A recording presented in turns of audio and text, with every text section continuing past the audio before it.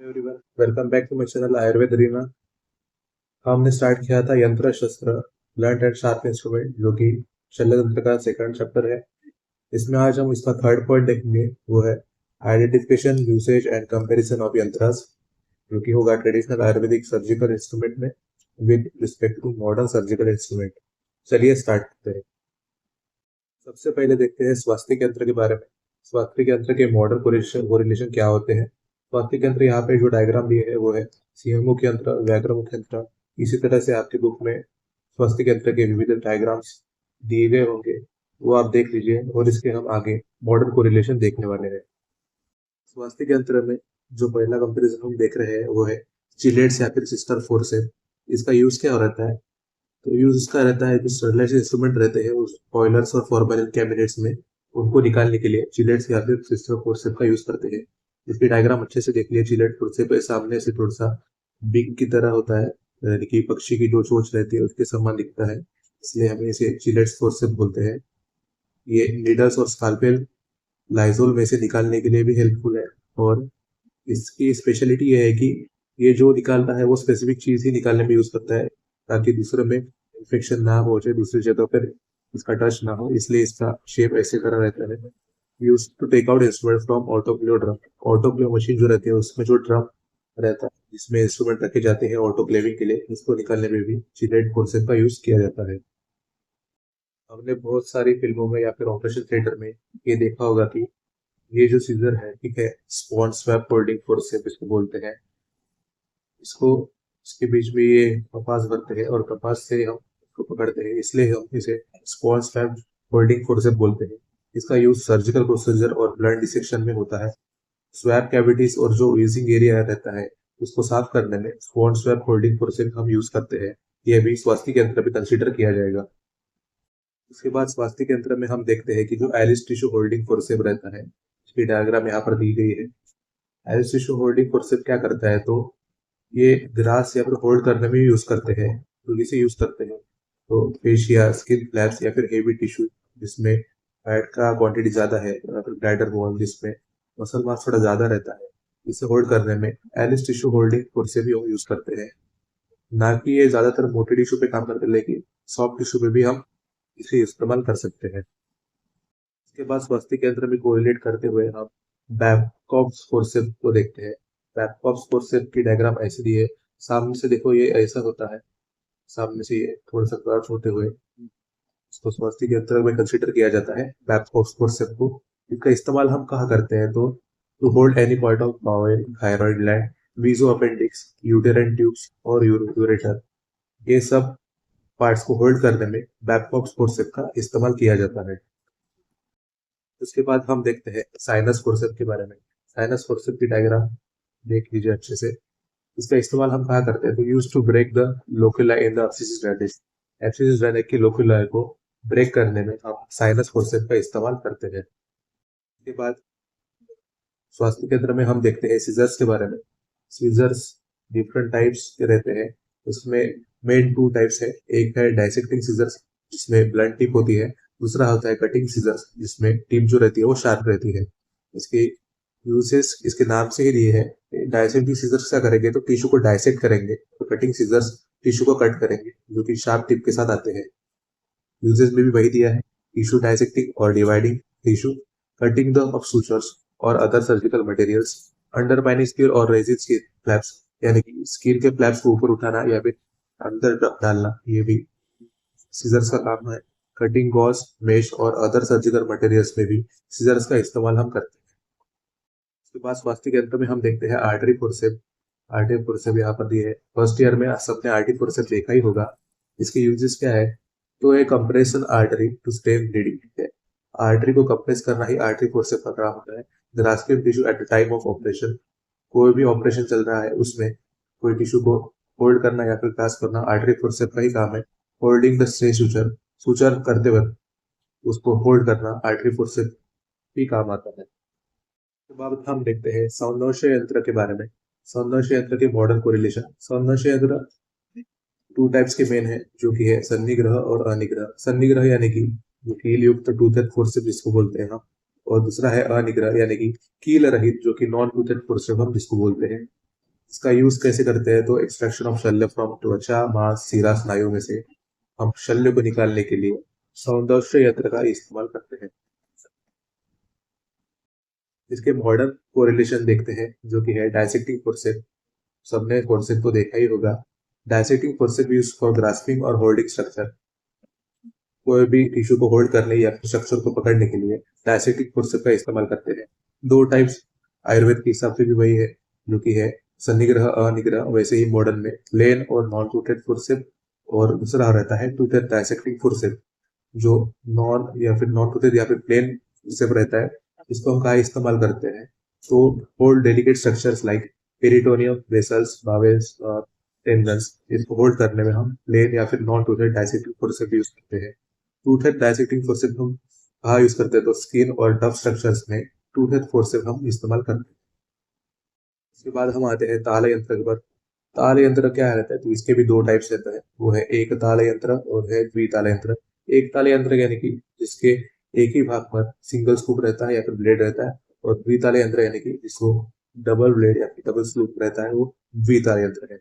Uses क्या है, तो इसके एक्सट्रैक्शन ऑफ शल्य फ्रॉम कर्ण, नासा, नाड़ी। ठीक है, कर्ण, नासा और नाड़ीगत जो शल्य है उसको निकालने के लिए हम ताल यंत्र का इस्तेमाल करते हैं। ताल यंत्र का कोरिलेशन हम देखने के लिए सबसे पहले देखते हैं ईयर स्कूप। नाम से ही पता चलता है तो ईयर स्कूप है, यानी कि जो ईयर कैनल में ईयर वैक्स रहता है उसको क्लीन करने में हम ईयर स्कूप का इस्तेमाल करते हैं। यहाँ पे इसकी डायग्राम दी है।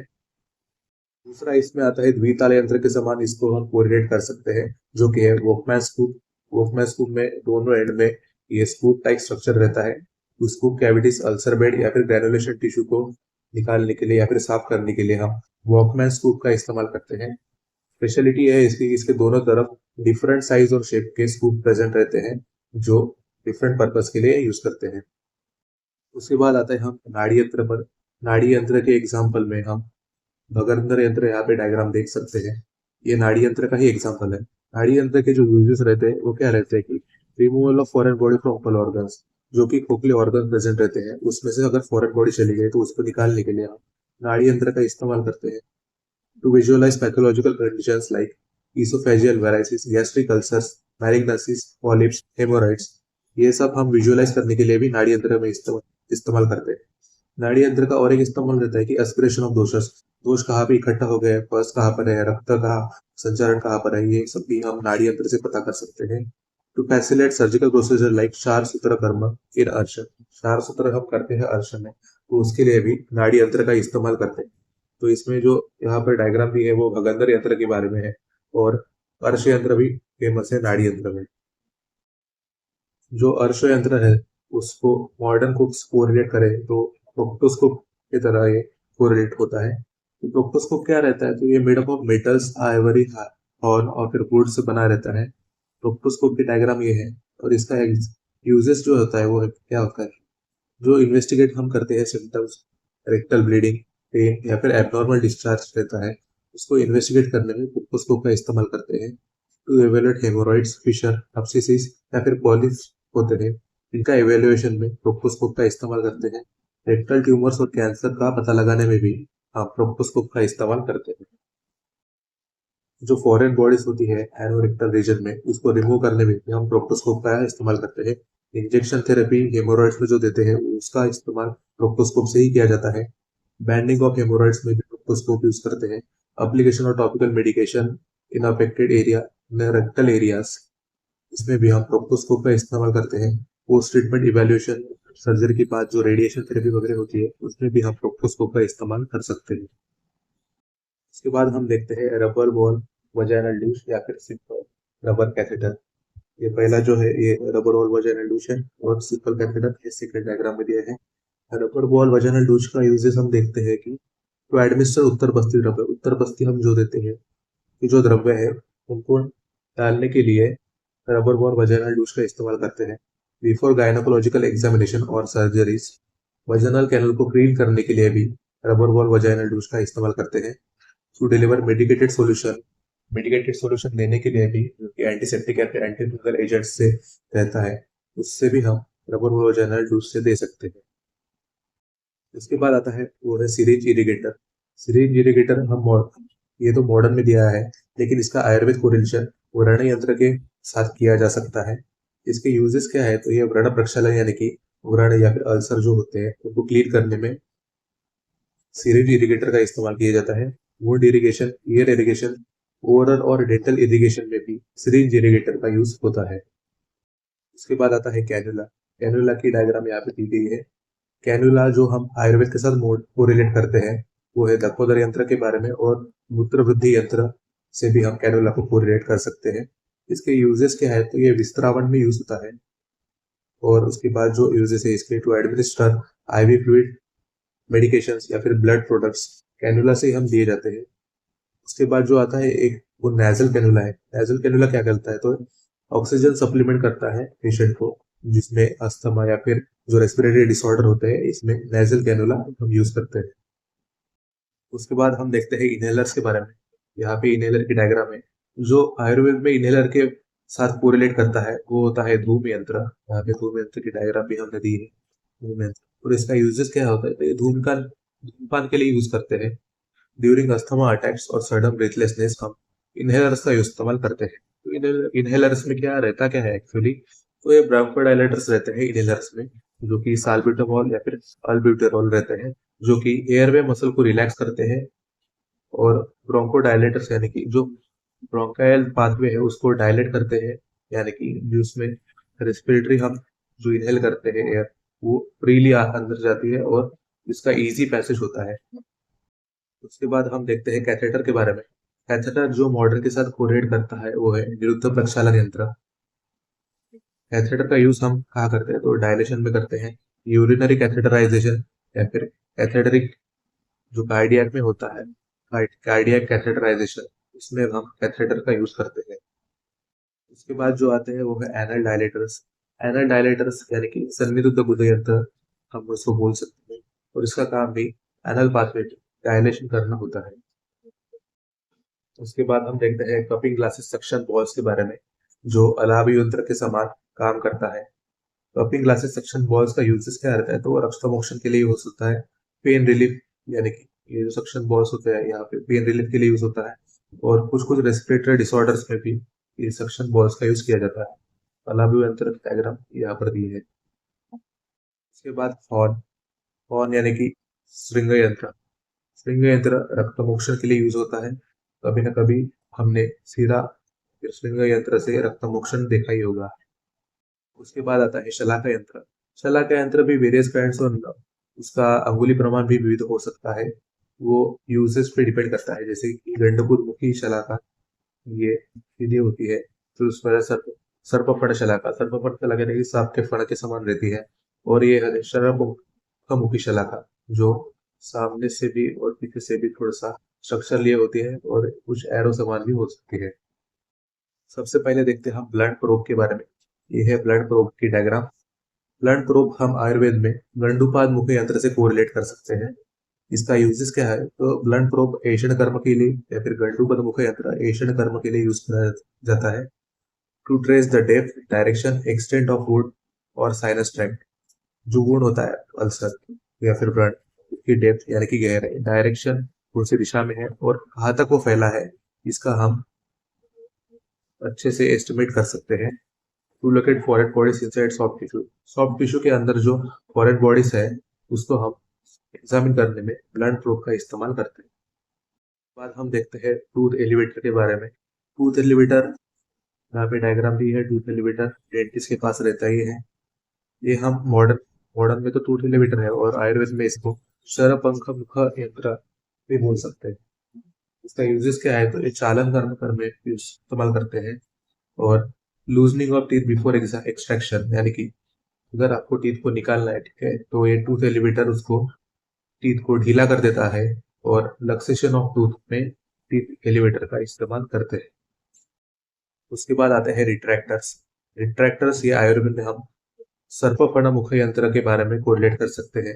रिट्रैक्टर्स का काम क्या होता है, टू होल्ड असाइड टिश्यू, यानी कि टिश्यू को एक तरफ होल्ड करके रखना, ताकि हमें डीपर स्ट्रक्चर के बारे में ज्यादा से ज्यादा जान सके। यही रिट्रैक्टर्स का काम होता है। उसके बाद आता है हुक। हुक से हम आयुर्वेद में देखते हैं कि बदिश मुख यंत्र हुक के द्वारा काम करता है। तो हुक का काम क्या कर रहा है, तो अर्म निर्हरण के लिए हुक का इस्तेमाल करते हैं। पूरण रिमूव शल्य बाय हुकिंग, यानी कि ये जो हुक है इसको शल्य को निकालने के लिए इस्तेमाल करते हैं। इसके बाद आता है स्वैप रोप्स। स्वैप रोप्स यहाँ पर दिए गए हैं। तो स्वैप रोप्स क्या करते हैं, तो इसका आयुर्वेद को जो रहता है वो है मसूर दाल मंत्र मुख यंत्र। इससे हम स्वैप रोप्स से कोरिलेट कर सकते हैं। इसके यूजेस जो रहते हैं वो है एक्सट्रैक्ट शल्य फ्रॉम स्रोतस, स्रोतस में से शल्य को निकालने के लिए स्वैप रोप या फिर मसूर दाल मंत्र मुख यंत्र को इस्तेमाल करते हैं। Use to collect samples, clean wounds, apply substance to specific area. कोई भी हमें मेडिकेशन उस स्पेसिफिक एरिया पे लगानी है या फिर वो उनका क्लीनिंग करना है, फिर सैंपल कलेक्ट करना है, तो हम स्वैप प्रोब्स को इस्तेमाल करते हैं। उसके बाद हम देखते हैं नेजल क्यूरेट के बारे में। नेजल क्यूरेट की डायग्राम यहाँ पर दी है। नेजल क्यूरेट क्या करते हैं, तो यूज फॉर एक्सट्रैक्शन ऑफ नासारभूत। नासारभूत को निकालने के लिए हम नेजल क्यूरेट या फिर कोल अस्थि मात्र मुख यंत्र को इस्तेमाल करते हैं। बायोप्सी और टिश्यू सैंपलिंग के इसमें भी नेजल क्यूरेट का इस्तेमाल करते हैं। क्रस्ट और डेब्रिज जो नेजल पैसेज में जमा है उसे भी हम रिमूव करने के लिए नेजल क्यूरेट का इस्तेमाल करते हैं। उसके बाद आता है यूरेथ्रल साउंड और बूगी। यूरेथ्रल साउंड और बूगी क्या करता है, तो use for cleaning urethral canal. Urethral canal को क्लीन करने में यूरेथ्रल साउंड और बूगी का इस्तेमाल करते हैं। 3 टाइप के रहते हैं, डिफरेंट साइज और डिफरेंट शेप के, और आयुर्वेद में इसको मूत्र मार्ग विशोधन यंत्र के साथ हम कोरिलेट कर सकते हैं। तो ये वीडियो तो होगा यंत्र के बारे में। आगे का वीडियो हम शस्त्र के बारे में करेंगे। शस्त्र के साथ हम जो मॉडर्न इंस्ट्रूमेंट को रिलेट करते हैं उनका हम कंपैरिजन वीडियो लाएंगे। तो ऐसे ही चैनल पर बने रहिए और चैनल को जरूर सब्सक्राइब कीजिए ताकि आगे के वीडियोस आपको इजीली मिलते रहे, और दोस्तों के साथ शेयर करना भी ना भूलिए। Thank you for watching Ayurveda.